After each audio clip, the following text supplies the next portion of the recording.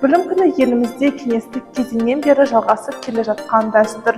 1984 жылдан бастап 1 қыркүйек білім күні деп ресми түрде аталып, жаңа оқу жылының алғашқы сабағы өтеді. Егемендік алғаннан кейін бұл күн жаңа мәнге ие болды. Тәуелсіз Қазақстанның жас ұрпағын тәрбиелеу мен білім беру ісінде жаңа бетбұрыс жасалды.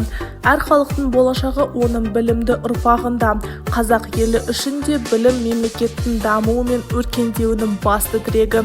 Сондықтан да 1 қыркүйек білім күні тек мектеп табалдырығын алғаш аттаған бүлдіршіндердің мерекесі ғана емес, бүкіл қоғамның ортақ қуанышы.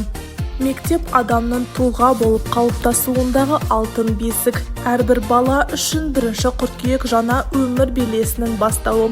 Әсіресе қолына алғаш рет гүлін ұстап партаға отырған 1 сынып оқушылары үшін бұл күн мәңгі есте қалады. Ұстаз ұлы тұлға деп халқымыз тегін айтпаған. Білім күні ұстаз еңбегіне деген құрметтің де күні. Ұстаз шәкірт жүрегіне білім нәрін сеуіп қана қоймай, оны өмірдің қиын жолында бағыттап, арманға жетелейді. Сондықтан бұл күн ұстаздардың да мерейлі мерекесі. Алғашқы қоңырау ата-ананың да, ұстаздардың да, баланың да жүрегін тебірентетін ерекше сәт. Бұл сәтте оқушы үшін жаңа әлемнің есігі ашылады.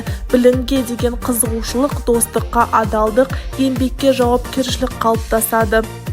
Биылғы оқу жылы Қазақстан мектептері үшін ерекше болмақ. 1 қыркүйек демалыс күніне сәйкес келгендіктен мектептер есігін 2 қыркүйекте айқара ашады. Ол жаңа бастамалардың, жаңа мақсаттардың, жаңа жетістіктердің күні. Бұл күнде мектеп ауласында қоңырау сыңғыры естіліп, жаңа тарих жазылады. Білім күні құтты болсын, жаңа оқу жылы табысты болсын.